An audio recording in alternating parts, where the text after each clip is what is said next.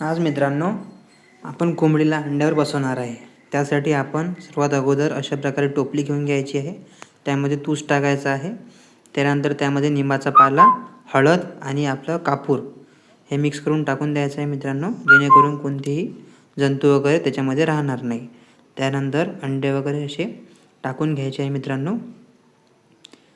त्यानंतर जे आपल्या शेडवरती जे खुडूक झालेली कोंबडी आहे मित्रांनो, त्या कोंबडीला आपण पकडून आपल्या त्या टोपलीमध्ये सोडायचं आहे मित्रांनो, जेणेकरून ते स्वतःच त्या अंड्यावर बसेल। पाहू शकता मित्रांनो तुम्ही, आपण 17 ते 18 अंडे एका टोपलीत ठेवलेले आहे। त्यानंतर अशा प्रकारे आपण कोंबडीला अंड्यावरती बसवलेलं आहे मित्रांनो। आता मित्रांनो ही कोंबडी 21 दिवस या अंड्यांना ऊब देऊन याच्यातनं मित्रांनो पिल्ले काढणार आहे।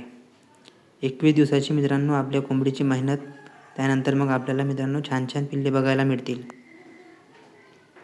आता आपण हिला झाकून द्यायचं आहे मित्रांनो। त्यानंतर तुम्ही पाहू शकता आता 21 दिवसानंतर मित्रांनो अशा प्रकारे छान आपल्याला गोंडस पिल्ले पाहायला मिळत आहे मित्रांनो। आपल्या कोंबडीने मित्रांनो 12 पिल्ले काढलेले आहेत। आता आपण यांना सध्या गूळ पाणी देणार आहे मित्रांनो। त्यानंतर मग आपण आपल्या सर्व पिल्लांना आपल्या कोंबडीजवळ सोडून देऊ।